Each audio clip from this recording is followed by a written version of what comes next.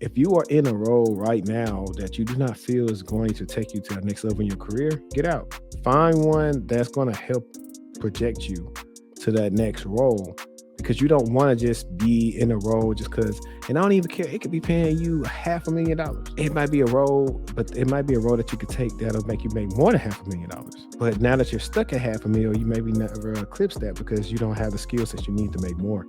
And that's what people don't look into. They just look into the now. All right, man. So what do you think about showing your profile picture on LinkedIn? There are mixed reviews with it. I have never been a person who hasn't had a picture on there, so I have never did A/B testing with it. I know a lot of people, and we'll go ahead and say black people do the A/B test based on seeing if they'll get responded to quicker from recruiters versus having their picture on there and maybe getting missed over. So Yeah, the floor is yours as yeah, a yeah, person yeah. who is default profile picture on LinkedIn. Yeah, there's a long story behind that, man, and I'm gonna be totally honest with you. So there was a time where I did actually have a profile picture up on LinkedIn. And I love how you called it out, the A/B testing piece, man. So I that's really what I was doing, right? I was doing some testing, and what I noticed is as soon as I took my profile picture down, I was getting a lot more hits. And to be honest with you, it's something that I've considered more recently of even going back and putting one up because for the time being, it served its purpose, right? The purpose was for me to try and gather information, gather some intel, and really overcome some of those natural biases, conscious and unconscious, that people have when it comes to interacting with people on LinkedIn. I mean, if I'm being real honest, yo, I'm not in the media, right? I'm not in I'm not an actor. I'm not a movie star. You know what I'm saying? I'm not going for auditions. Like you don't need to see what I look like. The only thing you need to know is I can do the job, right? Whatever you need to get done, I can do it. And if that's the case, if I'm coming in to solve a problem for you, then it doesn't matter what I look like. Yeah, I like it. I tell people it's a little bit different for me since I've been branding myself. So it's not one of those rules don't apply to me type of things. It's just a little bit different for me because you could type my name in and probably see me on LinkedIn Learning or on YouTube or somewhere else. So that's why I tend to just have a picture on there. I tend to tell people have a decent one. If we were going to go into the psychology of things, I learned this in the business class, my first business class in undergrad, where our professor was like, we potentially want to hire attractive people. So a theory of mine is if you are an attractive person, a handsome person, or a handsome woman, I'm, I'm gonna bleep I that mean, out. I mean, women can be handsome too, right? I mean, hey, let's get it, right? I if mean, you're a I ain't knocking it. handsome, if you're a handsome man or a beautiful woman or a beautiful person, then I believe it wouldn't matter if your picture is not up there. Because I know one of the things that I teach my clients is when I show you how to look up recruiters to reach out to, I say, hey, find somebody with a decent picture that's smiling, that's nice. If you can, find somebody that kind of look like you, they might be more inclined to reach out. But if not, find somebody that's smiling that looks like they're nice and see and test your luck. Right, And right, right. most of the time you may or may not be successful, but if you are successful with that, it's perfect. I totally agree with you, man, on so many of those points you're making because as a person myself who's really trying to come out from the shadows, if you will, right? And get like you and some of the other people I see out here who's really doing a thing in terms of like the social media presence and really like building a brand and a platform. I found that there is a specific need to come out and really be present, really be visible from that perspective. So I totally agree with you there. The only thing I'll say is like this, man. Aesthetically challenged people need jobs too. That's all I'm gonna say. Oh man, this guy's wild, and this is a late night stream. Let me go ahead and introduce everybody real quick. But welcome back to the Textual Talk Podcast. It's episode 80. Well, I'm your host, HD. If you're not familiar with the podcast, I'm a cybersecurity professional, content creator, LinkedIn learning instructor, and I'm a cybersecurity career coach. And today we have a special guest, special co-host with us, Mr. Marcus Wells. He is known as what I would call a hellraiser on LinkedIn. So what we're going to do is go ahead and let you briefly introduce yourself to the audience. Yeah, absolutely. I'm happy to be here. Thanks for having me. So I am a cybersecurity professional. I've been working in IT and cybersecurity for 20 plus years now. I started my own company really when I was still in high school. And even back then, we were just building laptops and really building desktops for people and fixing laptops, is what I really should say, at the time. But we were coming to the market with custom solutions, and we were doing it for like smaller businesses, entrepreneurs. It really started off just kind of providing those neighborhood services, and over time, it naturally evolved into something much bigger. So with that being said, I have a lot of experience in just that IT support side. Kind of got to see a lot of things within the space, but more specifically now, I'm focusing on identity security, and I've been doing that for probably the last 15 or so years, being that in identity security space and providing solutions for the clients that I work with. Dope, man. Dope. Guys, we got some great topics to get into it with you guys today. I cannot wait. When I call Marcus a hellraiser on LinkedIn, that's literally what he is. I now that I know him, I can read his tone and all of his posts, and I know they ruffle a lot of feathers. I'm surprised they don't go viral. Like I've recently went viral. Jermaine goes viral all the time on LinkedIn, and I'm surprised Marcus has not gone viral yet with his takes because let's just face it, they are the honest to God truth. So I actually want to ask you this. This was not on the topic list, but I want to ask you this real quick. Yeah. Have you ever gotten any not serious blowback, but what was your most controversial LinkedIn take? And what how did you navigate that when it came to like I guess either blowback or a lot of unnecessary comments or whatever? How did you do that?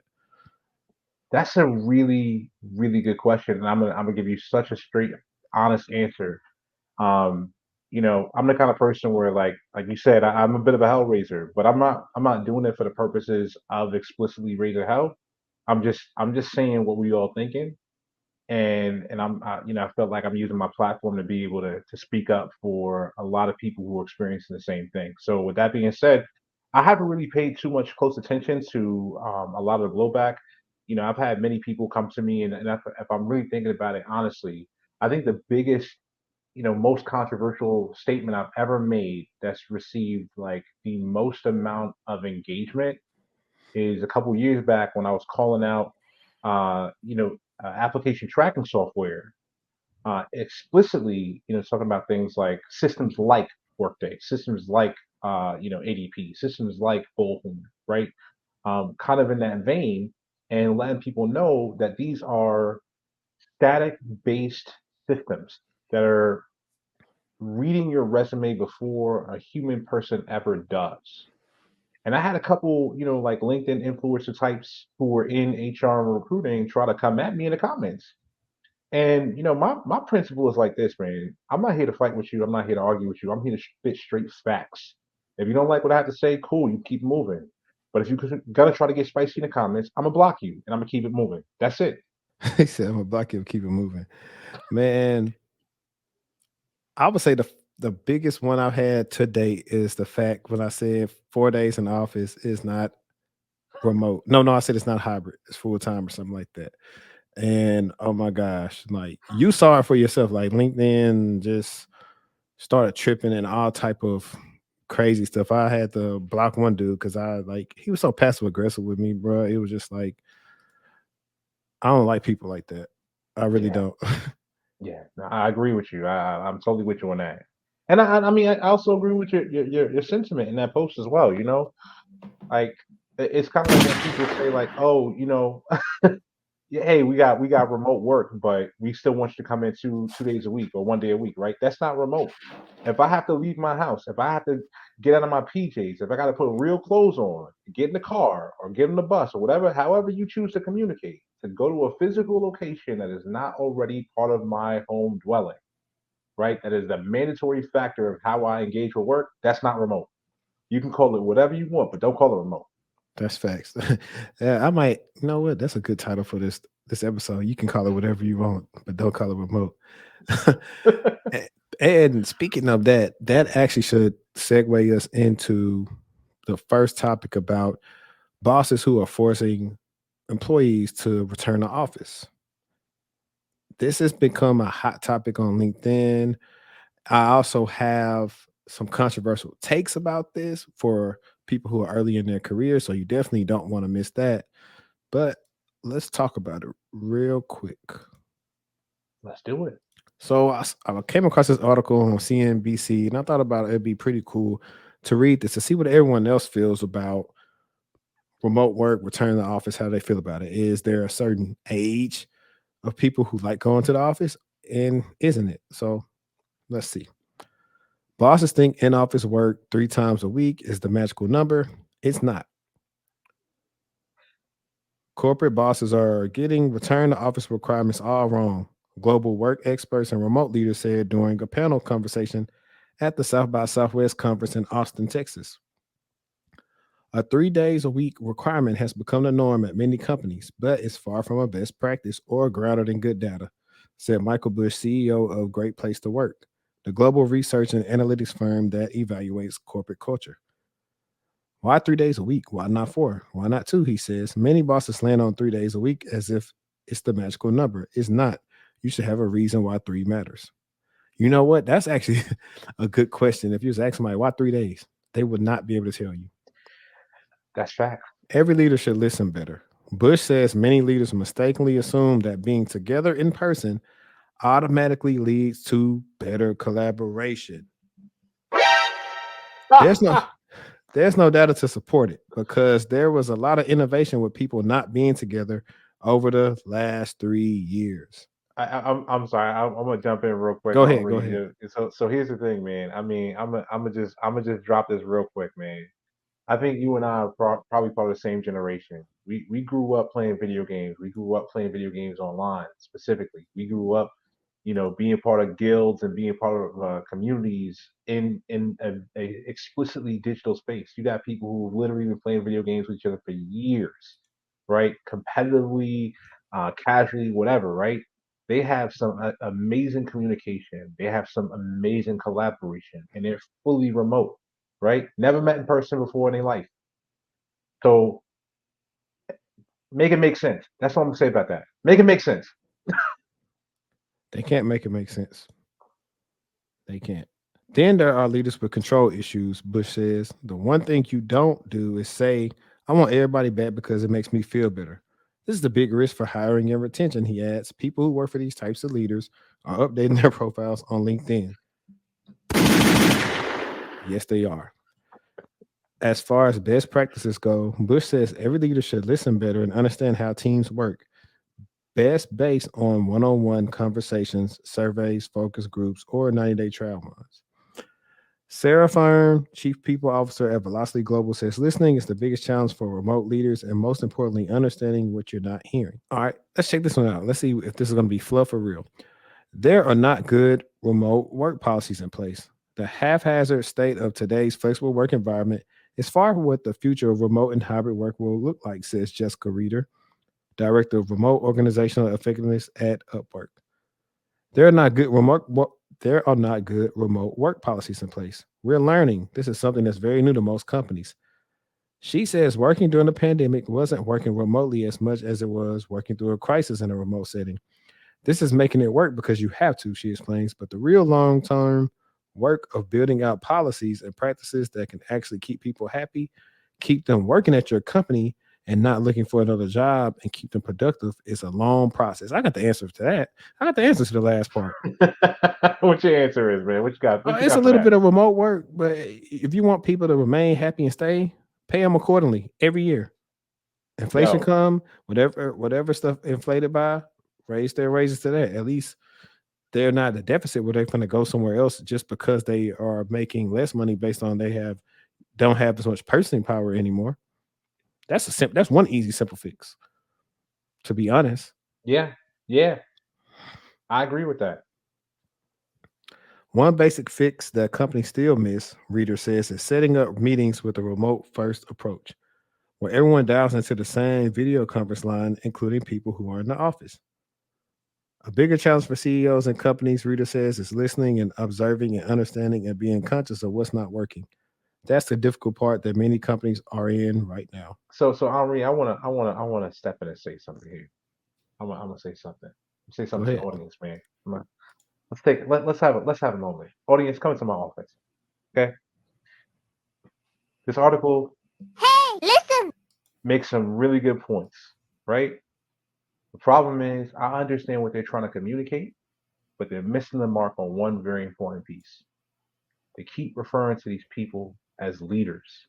You know what a leader is? A leader is somebody who steps out in front, right? They chart the course. They're going ahead of everybody else. They're removing roadblocks. They're understanding what it takes to do whatever the activity is. And then they're helping guide the people who are coming in after them to be successful. That's what a leader is, right?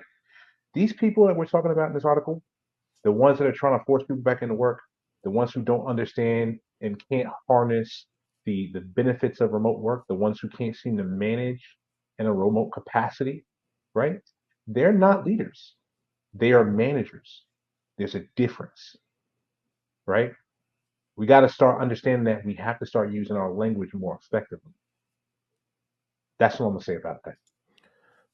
I would agree to that. I would also believe that some managers want to be the leaders that kind of usher in, I said usher, usher in the new change in the company. But company politics plays a big part in that.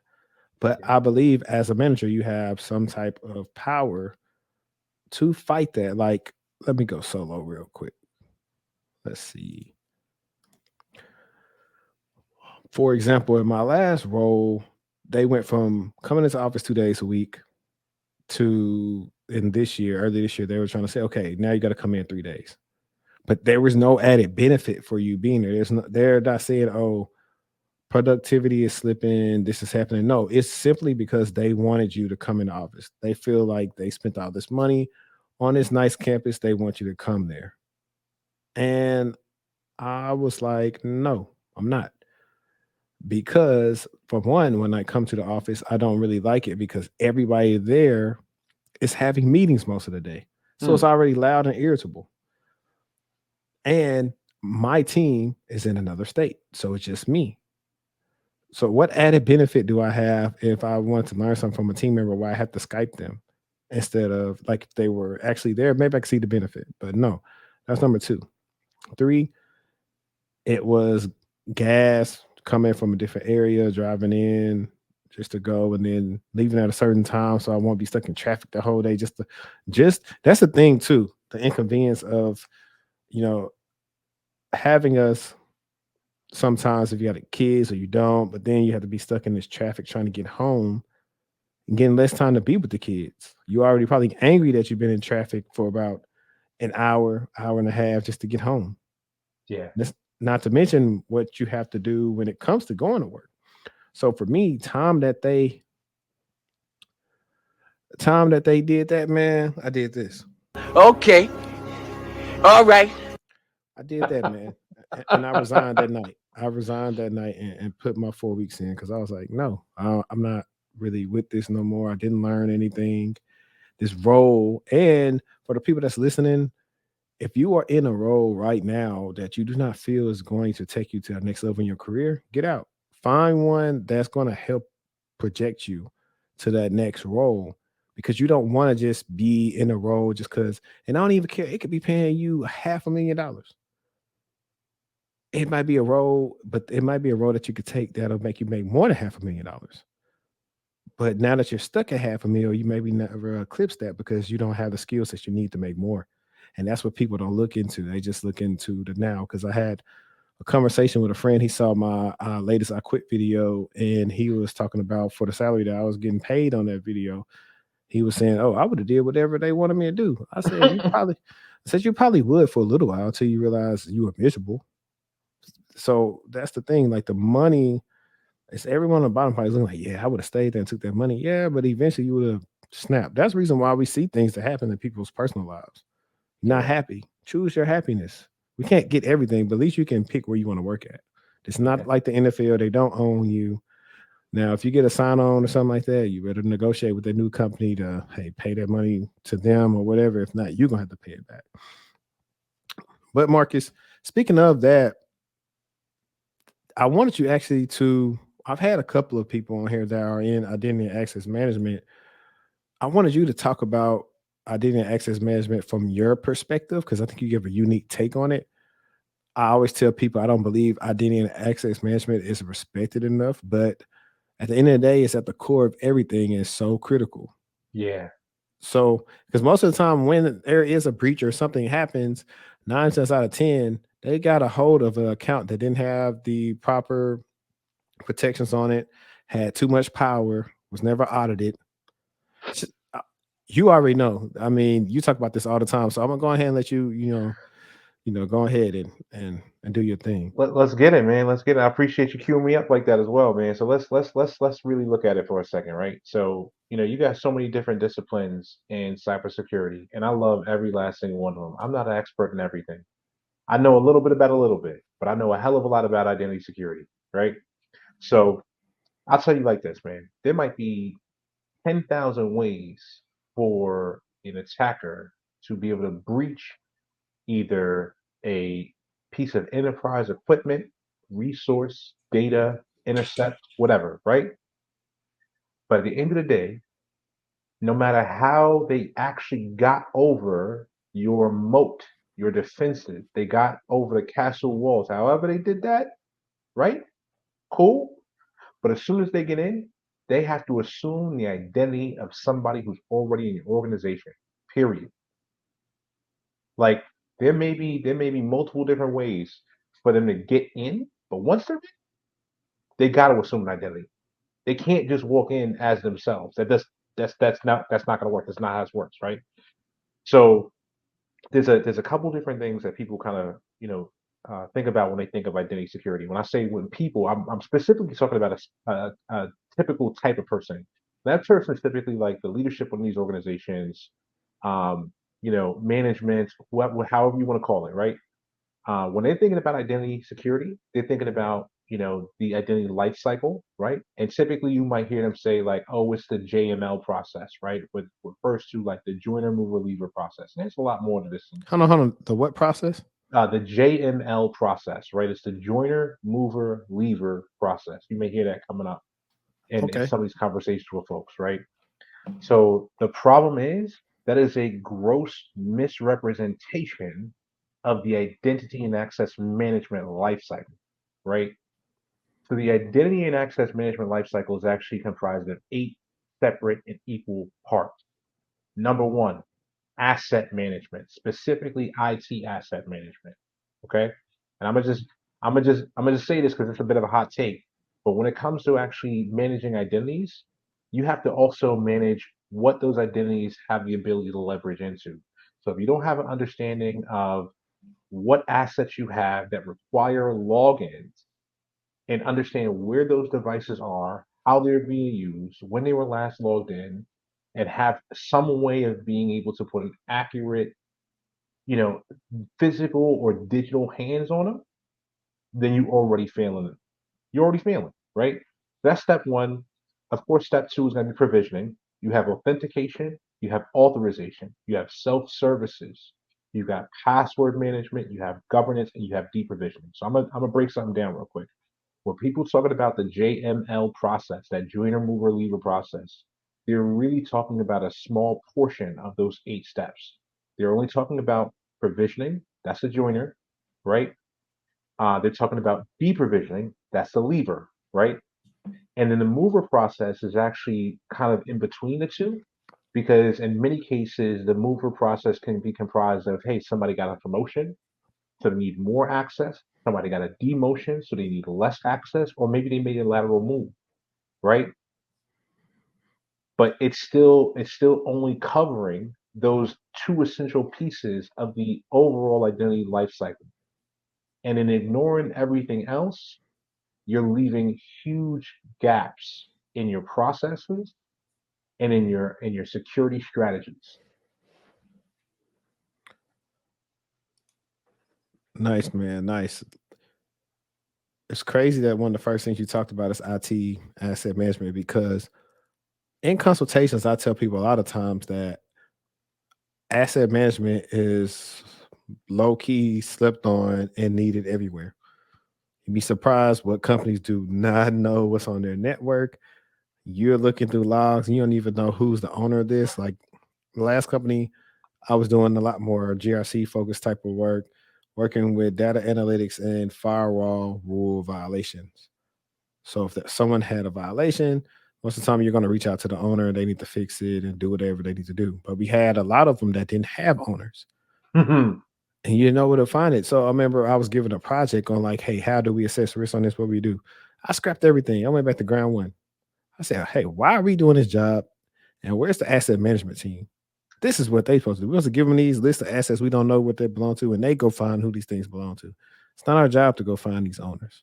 Our Right. job is just to assess the risk. But that's the thing. If you don't even know, like if you don't know who does that, that's huge. Yeah. Yeah, you're absolutely right. And it's funny you should mention that too, because what you're talking about is what I would call in the industry scope creep, right? Hmm. You're hired to do a specific job, and now you got somebody who's identified a risk or a problem within how activities are functioning in an organization. And instead of actually going back and saying, do we have somebody aligned to these responsibilities in the org that should be taking up this level of effort, this activity, right? They're gonna Hmm. just throw it on you because you're the person that's staying the closest, right? So a lot of times when you see these job descriptions, for example, as a prime example, I tell people this all the time. Like, listen, you have to look at these job descriptions with an eye of criticality, right? You have to really be looking at stuff very carefully because there are going to be issues with how they're describing a role. Does the role title match the responsibilities? That's the first question I'm always asking. And many times people don't realize this, but they can ask questions during interviews as well.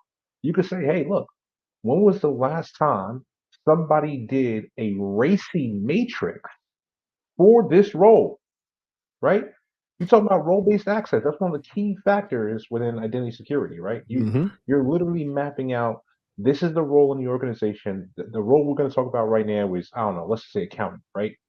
And as an accountant, we have three people on that team or three different types of positions on that team, right? There should be a build, there should be a plan, and there should be a run person on every single team, every part of the organization, right?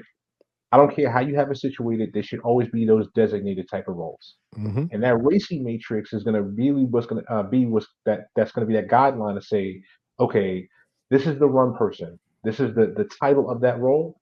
This is their responsibilities. This is the build person. This is the title of that role. This is their responsibilities. This is the plan person. This is the title of that role. This is their responsibilities. And if you go into an interview and the hiring manager can't give you basic operational information about, hey, when was the last time somebody did a racing matrix? When was the last time somebody did capacity planning for the team? What's the cost of operations for your team? If someone got sick tomorrow, if somebody got hit by a bus in the next 5 minutes off your team, how is that going to impact the bottom line of your organization? If they can't give you that information, man, stop playing. Listen, hey, you just said a mouthful, man. And when you were talking, I just thought about asking questions, interview, pre-interview. Like you said, it's okay to ask questions in an interview. When recruiters reach out to me with a long job description and I'm looking at the title and I'm looking at everything it says it wants. And because the thing with entry level people and some mid level people, you don't know what you don't know. So you don't know that all this stuff might be three or four jobs combined in one. So I look at all this stuff and I ask them these simple words. Hey, what is the hiring manager? What are they actually looking for? Because what we know is a lot of these things are made by HR. They're just scrubbing stuff and slapping it on there. And there's memes going on saying like the job description shows like you need to know like JavaScript, Python, all these different things, and then it says the job, Excel. Right, right. Like these are the things that people go through. Is like, and that's the sucky part when it comes to people trying to break in. They see all these different job descriptions and they're trying to go learn all these things. When I'm like, no. Prime example, I have a client right now, and I hope this actually works out for him. So hopefully, on the next couple of podcasts, maybe I can have some good news. He has, and I actually can. Let me see. I should be able to pull this thing up. Pretty much has a background from what's like construction or something like that, and he is trying to pivot and get a cloud role. Mm. And he's been really putting the work in. This is going to be a good segue. I like when I could talk about stuff like this. I wish I could actually play his there we go. Let's share this thing that he is interviewing for. Well, he's already interviewed. He said he did pretty well. Okay. And like I said, he didn't have a background on it, so he just worked really hard and been doing projects. And like I tell my clients, hey, get active on LinkedIn. And he said in the voicemail, he said, "Yo, you was right about being active on LinkedIn." He said during the interview, I was trying to share my screen and stuff like that. And the guy said, "Oh, don't worry about it. I've already seen that you've been doing a lot of projects and stuff on your LinkedIn." Wow. So that's why I tell people that. It's like when you are coming in and your background is not in this, you have to do stuff to stand out. You got to market yourself. You know, if I'm Yeah. trying to go make the varsity basketball team, I'm gonna probably try to do something to where, hey dad, drop me off at the school early or come get me late. So the coach see me shooting, 300 threes after everybody gone Mm. before he finna lock up the gym. Now I might not be the best player, but I did something to stand out from the rest of the guys who were trying to make the team.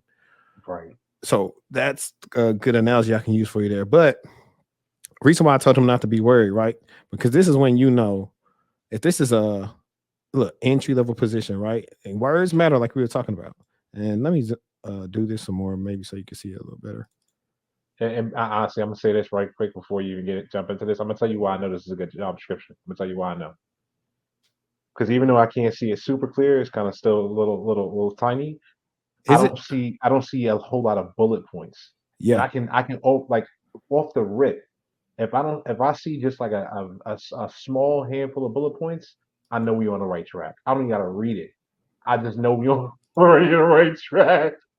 there you go. Can you see it now? Yeah, yeah, I can see that real clear now. Okay, perfect. So this is a cloud engineer one role. It's an entry level position that will work at a federal cloud customer's infrastructure. The candidate should have a solid understanding of cloud computing concepts and experience with at least one cloud platform. And which is why I tell people pick one and just learn it. Mm-hmm. Nobody expects you to know all three in the beginning. Now, here the job responsibilities, which definitely seems entry level. Work with the team to design, deploy, and maintain cloud infrastructure, assist in developing and implementing cloud solutions using industry best practices. Work with security teams to ensure cloud infrastructure is secure and compliant with federal regulations and standards. Provide tech support, troubleshooting for cloud-based applications and services, and develop and maintain documentation for cloud infrastructure and procedures. Very straight to the point, and I can tell that's entry level. Yeah. Now, when I got to the education part, I said, "Hey, don't worry about some of this stuff because an entry level person isn't supposed to know so many things." So this really doesn't matter because they're not even really caring too much about that. This is regular, okay? Basic understanding of this. Mm-hmm. This is easy because you need to do it for the job. Right. This right here is hit or miss. If you know Python, Bash, or PowerShell, you can learn that on the job or on your own. Oh no, this education was fine. My fault. Preferred qualifications where I told him, hey, it's all right because no entry level person is going to know these things. There's no Right. way possible they're going to have access to FedRAMP or FISMA. They may have heard of Terraform and Ansible, but they aren't going to just be highly skilled at it. Mm-hmm. Same thing with Docker and Kubernetes, which Kubernetes just became very popular the last couple of years. And these things, this is an entry level person. There's no way possible they want to know all this stuff. So he told me it went well, and it was like, it wasn't anything major. So I say that to say this is like real entry level roles are most of the time going to have short job responsibilities and decent education. Preferred qualifications just some BS crap. sometimes I look at them and saying, "Hey, I'm trying to find the most qualified person for cheap." Right. Because these preferred qualifications is senior level. It's not entry. So just look at that. Sometimes pay attention to the preferred qualifications and what the job's actually. I've seen them when they have like bullets down to here, and I'm like, come on, fam. Right. I'm not even going to entertain this. I'm like, I'm not. I don't want to look at that. And that is one of the issues. Is why like I just need people to help them go through the job description sometimes. And when I also help clients when they're trying to search for jobs and they're like, oh, I'm not getting hits. And then I'm looking at what's on the job. I was like, oh, well, your skill set doesn't kind of fit this, what it's asking you. Mm-hmm. I know you might think it is, but I'm telling you, that's why nobody's calling you back. And then they say, okay. And then we find something that do, and I send them to them. So that's just what I'm doing and kind of helping people. Hey, just do it the normal way. Like I promise you. And also what's funny is another reason why we go so hard on certifications because I got a call from a friend earlier and it's telling me how one of his friends got a certification from whoever who pretty much took it for him by like remoting into their computer and taking the form online. And they overpaid for the certification. Wow. They'll charge, I forgot what he said. I think he said they would charge 10 to 8K to take the CISSP for somebody else. Like, right. What? Yeah, it's not that serious, man. I was telling him, I was telling him, I was like, bro, you already got like 8 years of experience. He was like, man, you're right. I'm just so busy. I ain't got time to study. I said, oh, well, that's a waste of money. Listen, listen. I absolutely agree with you. I know you know one of the things we wanted to kind of get into here was the CompTIA search as well. So I think Yeah, that we might can be roll that. Look, go ahead. that's a great Floor is segue yours. as well. You know, so I'll put it to you like this, man. You know, when I started learning about computers and IT and stuff like that, like, and not to age myself here, not to carbon date myself here, but you know, CompTIA didn't even offer the A+ certification when I was first hitting the market. Like that stuff was like brand spanking new. You feel me? And it's I've like been doing it for a long time. like these companies act like, yo, that's the golden standard. Like that's just it's an easy button for HR though. That's really what it is. It's an easy button for HR. That's first and foremost, right? And I'm gonna just be real honest with you. Like I started kind of taking this full circle here. I started doing like these hot takes on LinkedIn like a couple years back. And they're real like on some real, like it started with me criticizing CompTIA, right? And how I thought it was a trash organization. And I stand by that to this day. Okay. I only have had more evidence to really support how I feel about it. And I'll tell you the most recent thing that I've seen in this space. I mean, aside from the certifications not really keeping up with industry knowledge. I mean, like straight up factually inaccurate information on an A+ certification practice exam from CompTIA, right? We're not even going to talk about that. What we are going to talk about is how CompTIA has continued to send lobbyists into Washington, into our government, to be able to prevent and stall the right to repair legislation. Right? That's really what my biggest issue is. Like the entire industry of CompTIA, the entire conglomerate of individuals and organizations who've come together to actually stand CompTIA up as a legitimate uh, business, right? This whole thing is really predicated on the fact that like, yo, you got a computer, you can build a computer yourself, you can service one, you can repair one, whatever, and we're going to certify your ability to do it. So why does that change when it comes to a laptop? Why does that change when it comes to a mobile phone? Why does that change when it comes to, I don't know, like a John Deere tractor, just as an example, right? If I buy it, I own it, and I want to repair it, then why are you trying to stop me from doing that when your entire organization is supposedly predicated on the ability for me to do that exact thing? Stop playing with What's funny is while you were talking, I looked that up and I didn't think you was lying, but I didn't remember ever seeing it like it be super popular. And I was seeing like the latest article was like, oh, they stepped back from doing it, probably from all the blowback. me. Yeah. Why are you worried about what I can build and what I can fix? That's crazy, man. For me, like on my TikToks, I always tell people all the time about the certifications. It's like they're cool, but if you're not in the government, outside of government, they're not going to help you as much if you don't know anything. Right. And that's like the bottom line, because Stone Cold says so. Like, um, like you said, we were talking on Twitter, and Dayspring, Day Cyberwalks was talking about Blue Team Cersei, like, and he was just pretty much saying, "Hey, really, I don't really vouch too much more for CYSA Plus or Sec Plus." I was like, he was saying, go Blue Team level 1, and that's one of the things I've kind of been telling clients too. Is like, if you're trying to do SOC work, Blue Team work, get that certification. It's more practical. It's going to teach you more than the overpriced CompTIA certification. Now, CompTIA, if y'all listening, I'll still sponsor y'all, because I mean, I got the cert 10 years ago. It's not totally useless, but I think it's more beneficial for roles that need to know surface level things on security, because it is like a very high level security test. I think it's Right. good just for starters. It is I would say it would be the equivalent to A plus, but for security, for you just to understand bare minimum, and then try to go get a certification that's going to be better. For me, I tell people all the time, I get certifications to enhance what I do at work.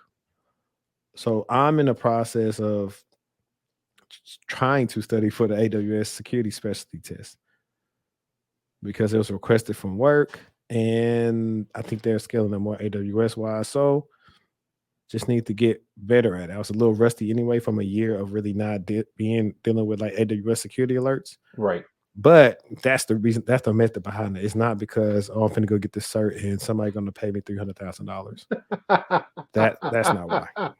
And I can respect that, and I'll clarify one thing. I'll say like this, man. When I'm out here firing shots, I'm not firing them at individual Oh people. yeah. Oh You know what I'm no. saying? Like, if you or anybody else who's listening or sees this or whoever, you know what I mean? Like, if you feel like you can extract value from having a cert, and that value could be anything. That could be like monetary value, that could be, self-esteem, that could be confidence, whatever kind of value that you feel like you can extract from that process. If it's worth it for you, I say go for it. Do it. I will 1000% support you in that endeavor, but I will never stop talking trash about these organizations that's out here putting it out, because they deserve it. They absolutely deserve it. Man, that's crazy. Speaking of, so let's go to this real quick. Talks about some of these bigger tech companies just hiring people to do fake work. And I know this is going to go into a lot of the misconception that a lot of people gotten with the day in the life videos, that people was really just doing a day in the life as if they weren't working. People have conspiracies about that's why people been getting laid off in tech, but it's really not. It really is because for a fact they overhired. They just hiring people to hire them, and some of these people didn't understand. And that's one of those things too. You have to look at, man, I'm getting paid a lot of money to not do work. Who you think they're gonna let go of first? What value have you brought to this organization? That's facts. All right, so a laid off Meta employee says she wasn't given anything to do. You have to fight to find work. At least one of the fake work stories might be true. One TikToker is claiming on the platform that as a former employee of Meta, she had to work really hard to find work. So let's watch this one. Let's put the sound on. Following her, but I want to add a little bit more context. My name is Britt, and I didn't sign the Meta severance, so I can talk about this. Working at Meta was really weird. I was hired in April 2022. 3 days after I was hired, we were asked to take a diversity survey. Everyone else that I worked with got to work on stuff, but I didn't. So I am one of those employees that was kind of hired into a really strange position where they immediately put me into a group of individuals that was not working. I mean, like, we were just sitting there. We had to basically, like she said, you had to fight to find work. It was a very strange environment, and it kind of seemed that Meta was hiring people so that other companies couldn't have us. And then they were just kind of like hoarding us like Pokemon cards. I don't know. But it was a very strange time to work there. Man, that's like the definition of a boyfriend telling a girl, "Hey, nobody can have you. If I can have you, nobody can." Right, right, right. So So look, no, go ahead. I was gonna say, man, there was I don't know if there's any truth to this, but I know there's been some rumors in the past, and I'm talking about like years ago when Microsoft was really starting to like take off like a rocket ship, and it was like some rumors and things like that that like they would actually go out to smaller businesses that were competitors that were kind of working in the competitive space as them, and they would basically like try to buy the business, and if they couldn't, they would just destroy it, right? They would go in, they would just like wreck somebody's office or whatever. They would send goons out to get you, basically, right? Like I said, I don't know how true it is. I mean, I hey, don't know how true it is, but I wouldn't be surprised. but I feel like that's kind of what we're seeing. We're seeing a new version of that, right? These companies know that there's top talent on the market, and they want to make sure that their competitors don't snatch up that talent. So a lot of cases, I feel like what ends up happening is, let's hire these people. We know we don't have the work for them. We know we don't have the ability to have them support anything we're doing. But if we hire them, right, then our competitors can't snatch them up because we've made them sign NDAs. We've got them in these contractually, locked in agreements. Now, this woman right here, she could talk about it, right? But I'm sure there's something in her paperwork where she signed on when she initially agreed, where it prohibits her from even joining another employer of a similar type of business or anything like that, because it's like, oh well, we have proprietary data we're trying to protect, right? And most of these places ain't got a damn thing proprietary going on, right? You're not working on anything proprietary, but they'll put that legalese in the documents so that you can't go somewhere else. It's not meant to hurt you specifically. It's meant to hurt their competitors.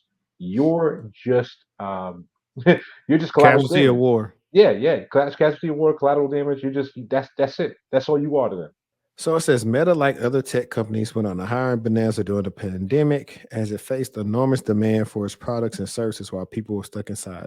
And that is the key word, because we saw stocks tank but go right up. I tell people Hmm. to this day, if I wasn't scared back then, I would took everything I had in my 401k at Optus and put it in CrowdStrike. Dude, I bought some CrowdStrike stock that had went up about 5 times in 2020.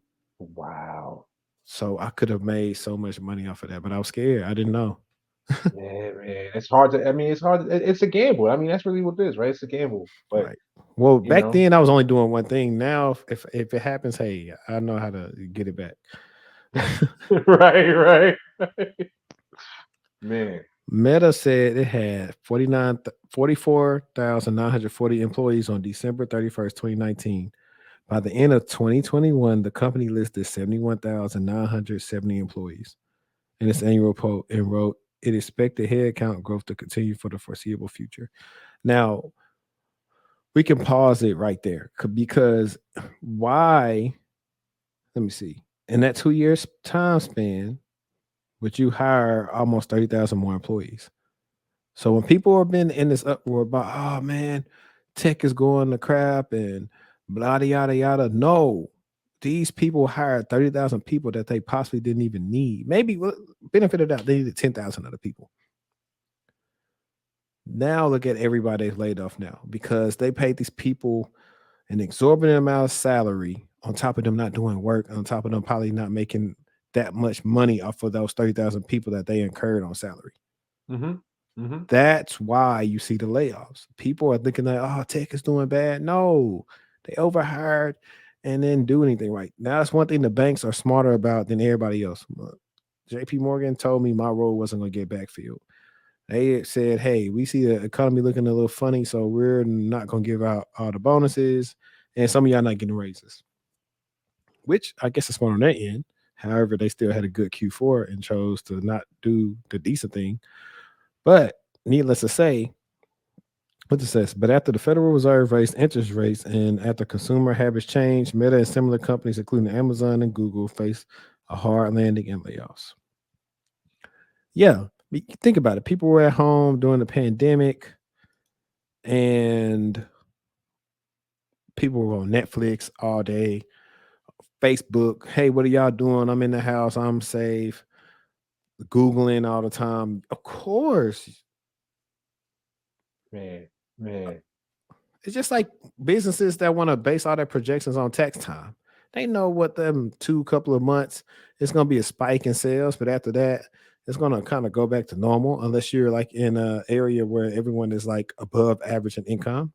right, right, right. And I think this is it comes down to a couple of different things. One of the things we already talked about, which is you know, organizations, and I'm not going to name no names, but certain consulting organizations that me and you may have both worked at in the past, allegedly, making decisions that they know are poor decisions because you have poor leadership, right? You know, you have poor No, management, there you go. You have right? managers, not leaders. Right, right, right. The other side of this too is we let's not forget this is Meta we're talking about, right?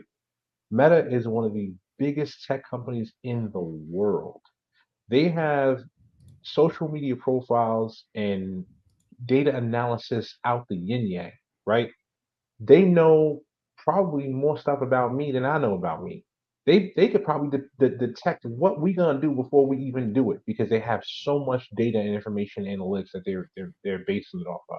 And you mean to tell me that they couldn't use that same analytics data, that they weren't using that same analytics data to be able to tell that, yo, this is only temporary.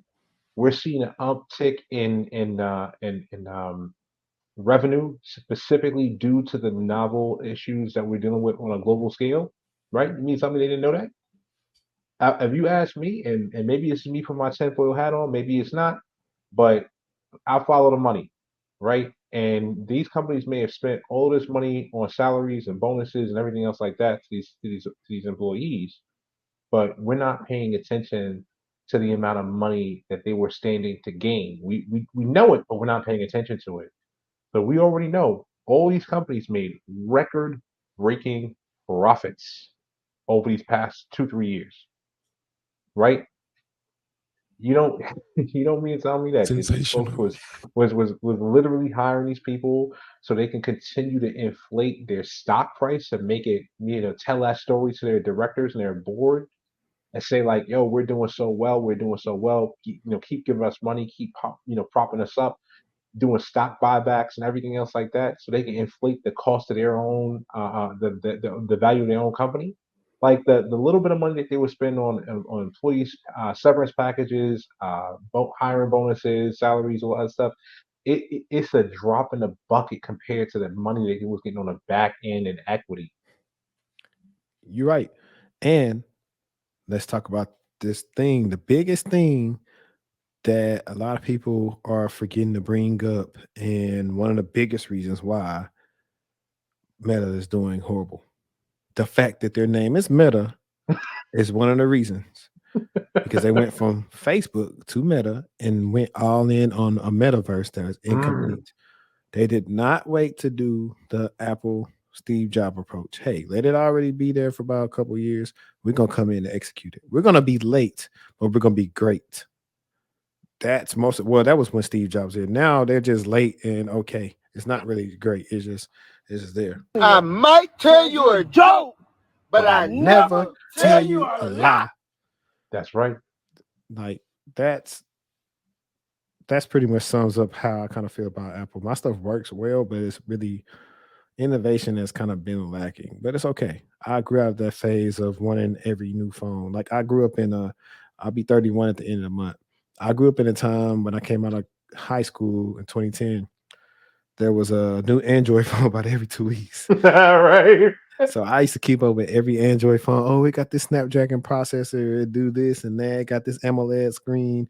It got the 4.3 megapixel camera. I used to keep up with all that stuff. So it was a time where I was into that. Like I had the first 4G LTE Verizon phone, the HTC Thunderbolt. Had a little kickstand on it. It was pretty much Oh man, you bringing bad memories back, man. yeah, Flashback. man. It was built off that the HTC Evo, for Right. Sprint. That thing was a hit for Sprint, man. That was but see, and that's That's why I miss certain things, because back then competition was at an all-time high and it made all the companies put their best work out. You Yeah. had Samsung at the time, you had HTC, you had Motorola because they were making the joys for Verizon. Hmm. Of course, you had Apple. Okay. Windows Phone were kind of still in the mix. A little bit, but they was Sony, kind of falling out of favor too. Yeah. Sony with the Xperias and the Ericssons because they adopted Android. Oh, and LG. So you had all these different manufacturers going to the limit, and then they were going to say who's going to be on top, and it ended up being Samsung and Apple. Yeah. That's who it ended up being, unfortunately. But for the time being, Samsung was always how it is now. You had a plethora of options. Like I had the first Motorola Droid, push it up, had the little keyboard on it. Man, those are some like the kids now are kind of stuck with like everybody having the same thing. That was the reason why I liked Android back then. I always was a person that went for the different phone because I just didn't want to be like everybody else. Like I have a Pixel 6 over there that I don't use anymore. I need to get fixed and sell because I just use this only because for business purposes it just works better for me. Yeah. But if Yeah. it wasn't for that, like I was in college, oh man, I used to love having. I had a. I might that would be a good segment. What cell phones you had? I had a Droid DNA. I've had a Samsung. I had a Galaxy X S6. I've had what other Android phone have I had? I'm trying to think of any other one that I had that was just crapped on me or messed up on me. Oh, I left one out. That used to be a major player. BlackBerry. Rim. Yo, Man. I had a black BlackBerry was in a league of their own, man, for real. I had a I was late to BlackBerry, but I did have a BlackBerry Storm. It had so much potential, It did. but It they did. just did not. I don't know. They just didn't keep up with it. Like they're trying to do the apps, but the BlackBerry Storm used to have to like take the battery out like once a day, and then you had the two where you hit the clicks. But after that, no more Blackberries came. But it was a cool phone, man. It was a cool phone. Yeah. But a couple of weeks ago, I had one of my guests on, Erin Relford, and she's a privacy engineer. And we briefly opened up the episode talking about the Dish Network hack. Well, there's been an article that came out this week about some of the customers are still left in the dark about it.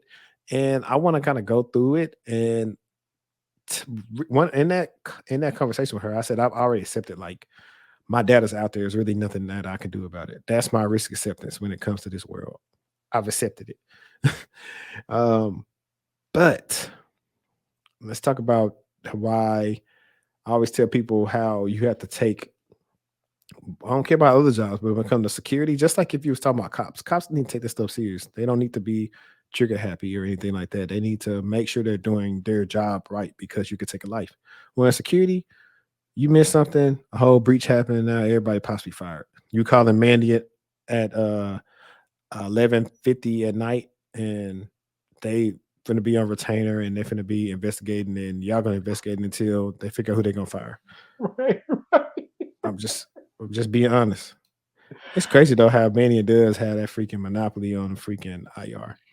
Jeez, man. And I'll say this, because it's funny you should mention it. You mentioned kind of like, data just kind of being exposed on the internet. And you're right. What I think when a couple years back when the Equifax thing went crazy, and I forgot about like that. I don't know if you remember, but like they had a server that was exposed to the internet, right? Hmm. And the login and password was like admin, something crazy like that. Or like admin was a username and like admin123 was a password, right? Hmm. And like after that, it was a wrap. Like, okay, you got people's credit information that's out here, man. Ain't nobody safe. But I will say this, man, because I was actually having a conversation with one of my good colleagues, one of my good friends, man. He works at this company called Privacy Bee, Mm. right? Shameless plug, I guess, right? I don't work for them, not sponsored, but Policy B, go yeah, ahead and hit me up with the sponsor. Privacy Bee, man. So my boy Arnez, man, he works for this company, Privacy Bee, and they really specialize in scrubbing personal data off of the internet. So like Hmm. we don't really have to accept the fact that like, yo, yeah, our data's out here, right? But at the same time, you do have options. These people are working directly with companies and data brokers to be able to remove that information from the web, and there's a greater implication here, right? So like if you like, I'm gonna say like this: if I'm a hacker, right, and not saying that I am or not, I'm just gonna say if I am a hacker, right, and I was out here trying to like do some phishing campaigns, I'm doing recon. I'm not necessarily going and trying to find your corporate email to try to target you there. Like, nah, like that was stupid. You know what I'm saying? I'm gonna triangulate data. So I'm gonna go on LinkedIn and I can get your corporate email easy because most corporate email accounts is at domain, whatever it is, right? And then whatever the nomenclature is for the email account. So maybe it's like first name dot last name, maybe it's first initial dot last name, maybe it's first name dot last initial. It's gotta be something like that. So if I get one person's corporate email, I got your whole company corporate email. Period. I don't need that. That's helpful, but that's not really what I'm after. I'm after your personal accounts because that's how I'm gonna actually breach you in your enterprise, right? I'm gonna look for where you at on Facebook. Do you have a Facebook account? Maybe I don't know if you have a Facebook account. Maybe your Facebook account is private. Maybe So I'm gonna go somewhere. I'm gonna try to uncover your personal email account. I'm gonna go to Facebook. I'm gonna say forgot password. That's gonna tell me if you have an account there or not, right? Anybody can do it. Not saying that you should. In fact, you should definitely not do that. But these are things that are happening, and people need to be aware. So the thing is, it's like if you're really trying to protect your enterprise level identities from, any kind of third party risk or any kind of external threat vectors, then you need as a company to be coming in and do two things. You have to first know your identities internally, and you have to know where they may exist as a risk externally. So essentially knowing your identities literally inside and out. And I want to take a step further. I remember I was working at TSA at the time OPM got breached, put a hold on everybody getting clearances. Wow. Yeah, man. You can look it up. I honestly see some of these things just an inside job, to be honest. SolarWinds crap, they blame it on the intern, which we know was all cap. The intern don't have the ability to be changing people's passwords and stuff like that. Come on, Right, man. right, Let's be right. honest. Right. You absolutely right. I mean, so much of this stuff is third party risk, but these organizations don't want to admit it. You know what I mean? Like they're not acknowledging third party risk. They're not even you're realizing that that's a part of their infrastructure. So kind of capping that off before we even go into this because this is going to be interesting too. That privacy B piece is going to keep your identity safe from an external threat perspective, so that people can't even do the recon to discover the accounts because we don't know how sensitive even just having read level access to resources and organizations is, Hmm. right? And then the other side of it is, I'm sure you probably heard me talk about this a lot, but you've got products like UAttest that, I mean, their whole thing is the way to actually deploy the product is you can get that thing up and running in like not even an afternoon. I'm talking about like an hour or less, and it's up and running, right? So you don't have to worry about all the service integrators. You don't got to worry about all this other nonsense, and you can quickly run a scan against your entire environment, cloud and on-prem, to know where your identities are internal to your organization and start to do audits and have the artifacts to prove that you're in compliance with certain activities. Like these things are getting easier and easier by the day, but these companies just don't know about these solutions, and it's like, we got to get this information out here because it's I have a vested interest, right? The more these companies are aware of how easy it is to protect their identities, the safer I can sleep at night. Right. And I want to say that every week on here, I'm gonna tell you guys about how I know y'all are doing your job search are wrong. Mortgage companies are paying big bucks for cybersecurity people. Trust me, I was in the runnings to interview for a couple of roles last year. They are paying good money for them. That is all. So, Dish customers kept in the dark as ransomware fallout continues. Dish customers are still looking for answers 2 weeks after the U.S. satellite television giant was hit by a ransomware attack. Mm. In a public filing published on February 28th, Dish confirmed that a ransomware was to blame for an ongoing outage and warned that hackers exfiltrated data, which may include customers' personal information from its systems, like you already said. Dish hasn't provided a substantive update since, despite customers continuing to experience issues or know if their personal data is at risk. I also want you to know, guys, this also does include Sling and anything else that the Dish owns. Right. TechCrunch has heard from customers that still have no access to Dish or services through its subsidiaries like Boost Mobile. Others say they have been unable to contact Dish customer service since the incident began 2 weeks ago. We have heard from others who say they have been affected by email and voice phishing attacks. Exploiting the uncertainty around the Dish incident, and TechCrunch has also heard of customers saying their Dish services were disconnected due to ongoing issues at the company, meaning the customers were unable to pay their bill. Hey, listen, all I'm trying to tell you is Dish, I want a free year of service. Matter of fact, I canceled my Sling, but I'm saying, hey, yeah, I was affected too. I'm gonna see if I get my Sling back for free. In a statement given to TechCrunch on Wednesday, Dish spokesperson Edward W. I'm not going to say his name. Said that customers are having trouble reaching our service desk, accessing their accounts, and making payments. When asked whether Dish was disconnecting customers, W added that customers who had service temporarily suspended for non-payment received additional time until our payment systems were restored. That's cap. Let's see. I want to kind of So scroll through this. I'm gonna jump in real quick for something because this is kind of interesting too. That we not really you don't hear people talking about enough. What we're seeing is the effects of unfettered automation. Let me explain. So people's access to television services are being cut because they can't make a payment, right? They can't make a payment because the payment systems are down, right? So it's not like these customers are unable to pay because of some financial constraint on part of the customer themselves. It's literally a system issue that's preventing them from being able to utilize the systems in place that they would normally be able to leverage in order to make the payments that they would already normally be scheduled to be making, right? The reason why these services are being cut is because there's automation on the back end that literally says if we don't receive payment processed and cleared by this point, then the access to these services gets automatically deprovisioned. This is the problem with automation. I'm not saying automation is evil. Automation is fantastic, right? It's amazing, but it still requires human intervention. If you don't have somebody actually putting hands on it, putting eyeballs on your automation, and being able to intervene in situations like this, you're doing it wrong.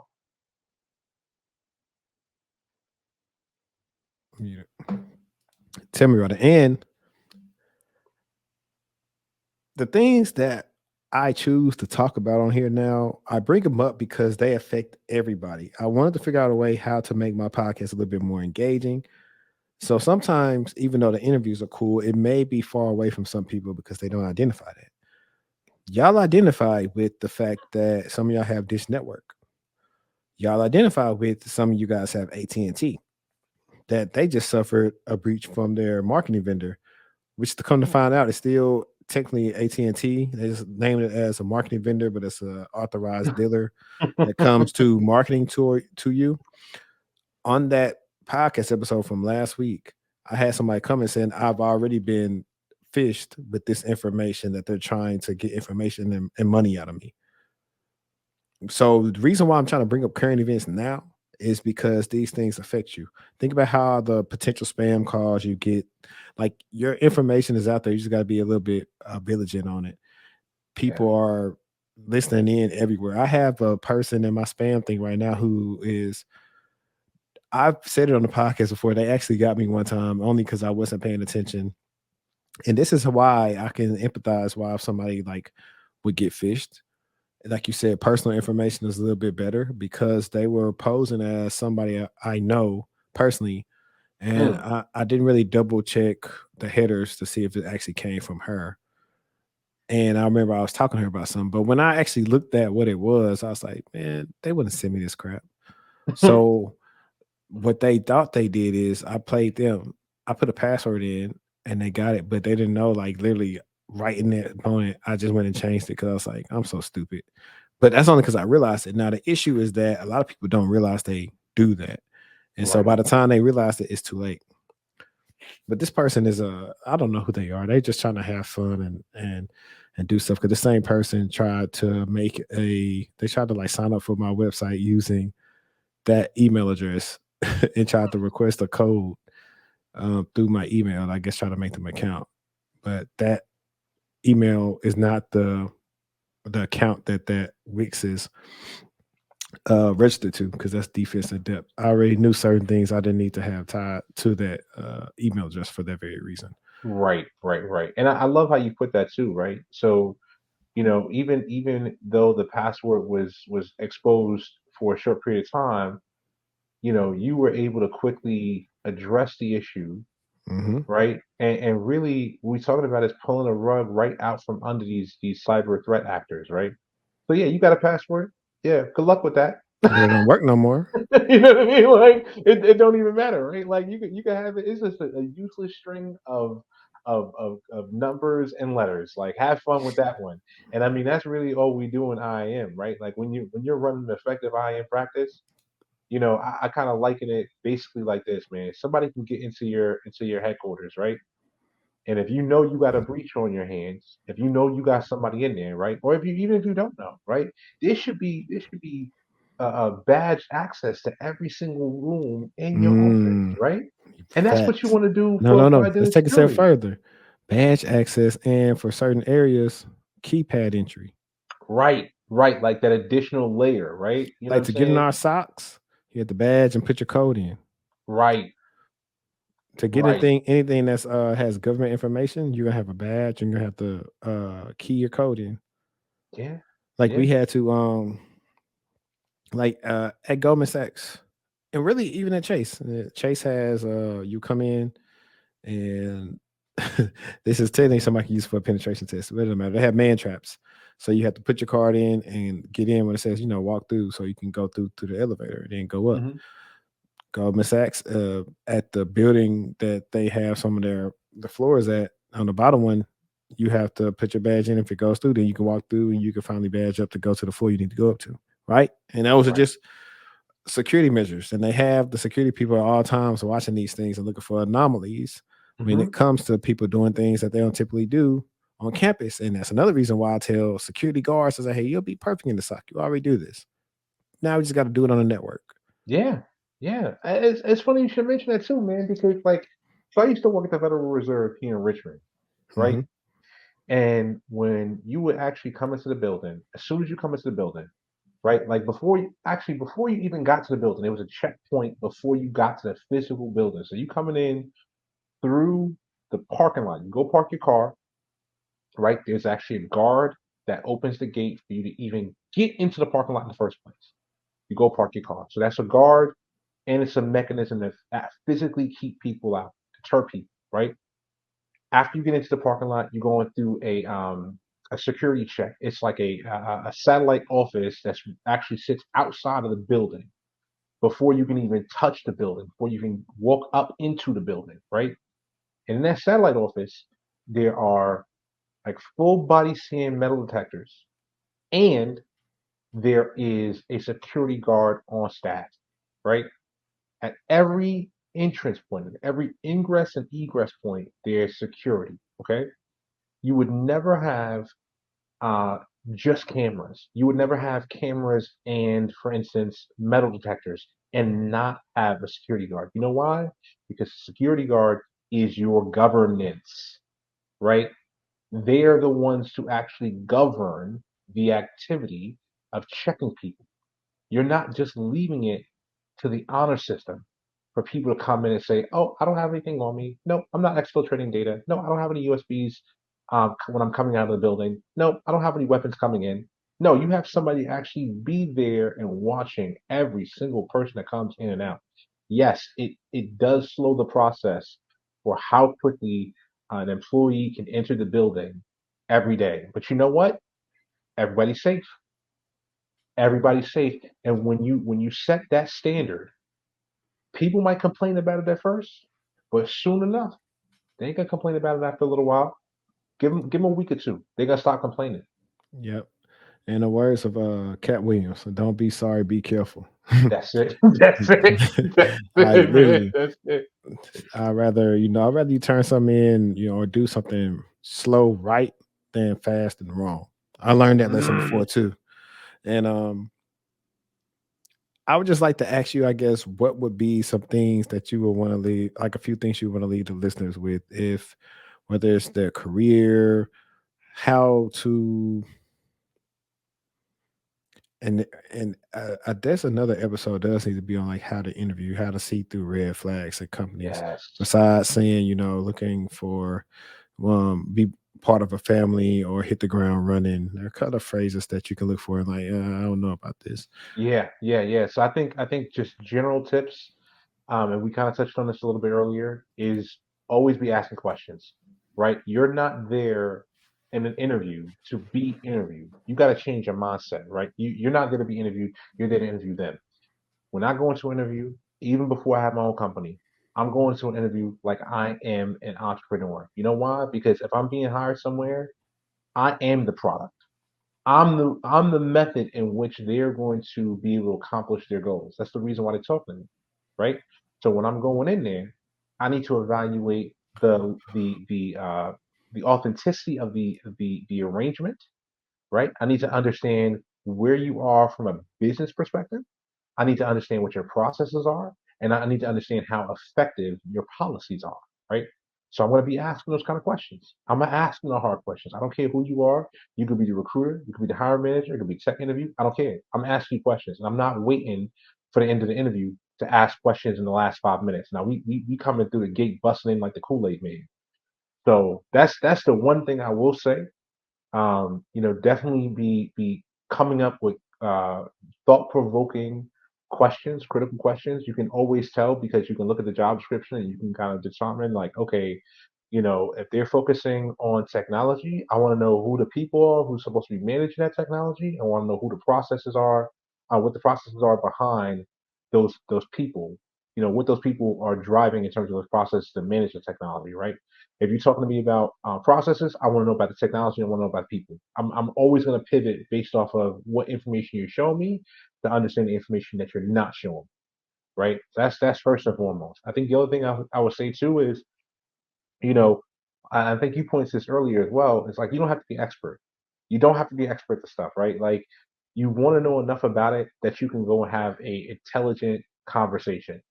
You know, that's really it. There's going to be plenty of stuff that we don't know because the technology is changing on a daily basis. It's impossible to know everything, right? Even with certifications, I didn't mention this before, but certifications are a point in time audit. It's going to measure your knowledge at that exact moment you're taking that test. It's impossible to really hold on to every piece of information that you're going to review leading up to the test and even after you take the test, because unless you have a photographic memory, it's going to be impossible, right? So the best thing you could do, like I said, is to ask questions, ask critical questions to that process, and just focus more on the performance of the person who's hosting the interview versus your own performance. Like, just be you. Just be you. That's what they're hiring, right? That's why they brought you here. If they brought you into an interview and they're not trying to hire you, then they're wasting your time. That's definitely a good one. Because sometimes they will hit you with the, oh, we decided to go with a candidate with more experience or some BS. Sometimes Right. I've had interview on wax where the director was like he wanted to move forward with me, but they didn't move forward with me, which was fine. I mean, that's one of the things too, and that's why I would love to have an episode about interviewing. Is like 'cause sometimes it sucks being the first person that interviews.